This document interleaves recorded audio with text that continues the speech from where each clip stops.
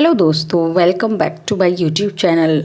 आज की इस वीडियो में हम बात करने वाले हैं बच्चों की एक ऐसी स्पेसिफिक प्रॉब्लम की जो कि बहुत कम बच्चों में होती है, लेकिन फिर भी आपने अपने आसपास ऐसा कोई ना कोई बच्चा देखा ज़रूर होगा। ये क्या होता है दोस्तों, जब हमारा बच्चा छोटा होता है, स्पेशली 5 साल से छोटा बच्चा, तो बच्चा क्या करता है कि अचानक से गिर जाता है, ज़ोर से रोता है और वो एकदम से उसकी सांस रुक जाती है।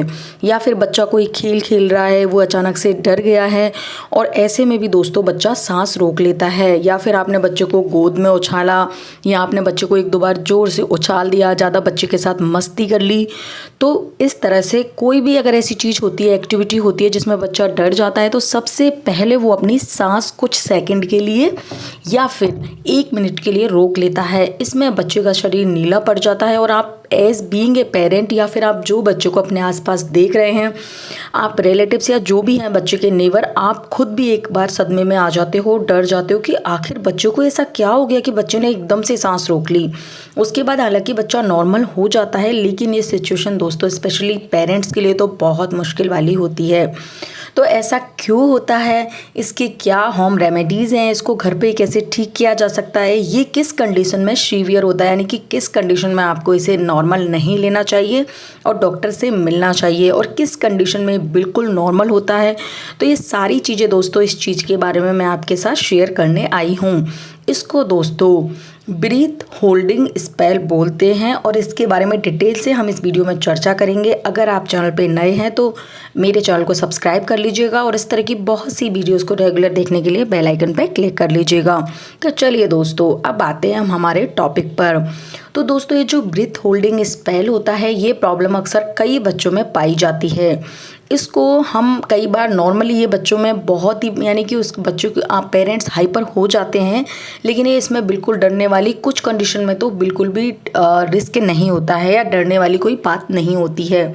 जैसे कि आपका बच्चा खेल रहा है या बच्चे ने अचानक से कोई चीज़ देखी, उससे डर गया, या बच्चे को आपने उछाल दिया है, या बच्चा ज़ोर से रो रहा है, किसी भी चीज़ से वो डरता है और चौंकता है। ऐसे में बच्चा कुछ सेकंड के लिए और ज़्यादा से ज़्यादा 1 मिनट के लिए अगर वो अपनी सांस रोक लेता है, तो ये कई बच्चों में बिल्कुल नॉर्मल होता है। ये उसकी बिहेवियर प्रॉब्लम होती है, यानी कि बच्चा ऐसे में बहुत ज़्यादा डर जाता है और उसके बिहेवियर में ये चीज़ आ जाती है कि जैसे ही वो चौंकेगा तो वो कई बार अपनी सांस ही रोक लेगा और इससे उसका शरीर भी कई बार नीला पड़ जाता है। तो अगर ये चीज़ कुछ सेकंड के लिए आपके बच्चे में हो रही है और कभी कभी हो रही है या फिर 1 मिनट के लिए आपके बच्चे में हो रही है, तो ये कम्प्लीटली नॉर्मल है। ऐसा बच्चे के बिहेवियर में है, या तो आपके जेनेटिक किसी के रहा होगा या फिर हो सकता है आपके बच्चे में ही आपने ये प्रॉब्लम देखी हो, लेकिन ये कोई डिजीज़ नहीं है। तो ऐसे में आपको क्या करना है, इसका क्या सॉल्यूशन है। तो दोस्तों, अगर आपका बच्चा इसके बाद जैसे ही बच्चा वापस से सांस लेने लगता है अच्छे से और नॉर्मल हो जाता है, तो उसे बहुत प्यार से समझाएं। अगर आपको समझ में आ गया कि ये बच्चे की बिहेवियर प्रॉब्लम है, तो ऐसे में आप बच्चों को डांटें नहीं, गुस्सा नहीं करें, लेकिन हाँ, इस चीज़ को बढ़ावा भी नहीं दें। यानी कि इस चीज़ में आपको, अगर आपके बच्चे ने कुछ सेकंड के लिए सांस रोकी, आप हाइपर हो गई, बच्चों को एकदम से चिपका रही हैं, बच्चे को ज़्यादा सिंपैथी दे रही हैं और बच्चे को ऐसा लगा कि यार ये चीज़ में जब मेरे साथ होती है तो पेरेंट्स मुझे एक्स्ट्रा केयर अटेंशन बहुत ज़्यादा देने लग जाते हैं, तो ऐसे में बच्चा इस चीज़ को ज़्यादा कर सकता है। तो आपको बच्चे को एक डिसिप्लिन लाइफ देनी है। बच्चे को ये चीज़ करता है तो उसको बिल्कुल नॉर्मल लें। अगर कुछ सेकंड के लिए कभी कभी करता है, उसको नॉर्मल लें, उसको अवॉइड करें और कोशिश करें कि आपका बच्चा ये चीज़ ना करे। अगर आप इसको ज़्यादा हाइपर हो जाएंगी, बच्चे को बहुत ज़्यादा रोने लगेंगी, आप बच्चे को चिपका लेंगी, बार बार टेंशन में आ जाएंगी, तो बच्चे को लगेगा कि मैं कुछ ना कुछ ऐसा कर रहा हूँ जो कि कहीं ना कहीं पेरेंट्स उसको बहुत ज़्यादा सीरियस ले रहे हैं और उसको स्पेशल अटेंशन मिल रही है, तो वो ज़्यादा करेगा। तो अगर 1 सेकंड, 2 सेकंड, 5 सेकंड, 10 सेकंड के लिए ये चीज़ होती है, तो आप इस तरह से इसको टैकल कर लेते हैं, करना चाहिए आपको। अब नेक्स्ट आता है दोस्तों कि कब ये प्रॉब्लम सीवियर होती है या किस केस में हमें इससे वाकई डरने की नीड है।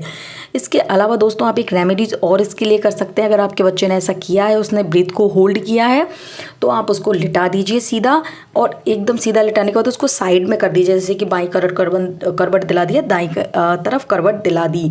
इससे जो बच्चे का सलाइवा है वो उसकी सांस के अंदर नहीं जाएगा और आपके बच्चे को इससे लॉन्ग टर्म का यानी कि कोई रिस्क नहीं रहेगा। फिर आपको पता है आपका बच्चा थोड़ी देर बाद नॉर्मल हो ही जाएगा। अब बात करते हैं कि चिंता करने की इस केस में कब ज़रूरत है।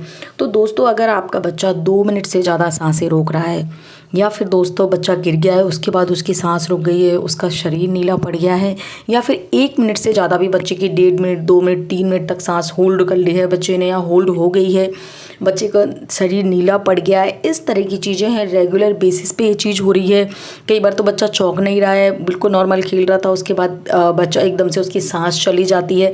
तो अगर इस तरह की अगर सिम्टम आपको नज़र आते हैं तो दोस्तों इसके कई और कारण हो सकते हैं। कई सिंड्रोम की प्रॉब्लम हो सकती है, या फिर बच्चों में कुछ एक डिजीज़ होती है जिसकी वजह से भी बच्चा ऐसा करता है, या फिर कई बच्चों में हार्ट की प्रॉब्लम होती है, उनमें भी इस तरह की चीज़ें देखी गई हैं। तो दोस्तों ये चीज़ आपको नोटिस करनी है कि कब आपको इस चीज़ को बारे में स्ट्रेस लेने की आवश्यकता है और कब आपको इसको एकदम नॉर्मल लेना चाहिए। तो दोस्तों ये मैंने अच्छे से आपको इसमें डिस्क्राइब किया है। अगर फिर भी आपको इस चीज़ में कोई डाउट है तो आपसे बेशक मुझसे कमेंट सेक्शन में पूछ सकती हैं। ये ब्रीथ होल्डिंग प्रॉब्लम कुछ बच्चों में नॉर्मल होती है, कुछ में अब नॉर्मल होती है। तो अगर आपको मेरा वीडियो अच्छा लगा हो तो वीडियो को लाइक कीजिएगा, चैनल को सब्सक्राइब कीजिएगा। मिलती हूँ बहुत जल्दी इसी तरह की एक और नई वीडियो के साथ। Till then bye bye.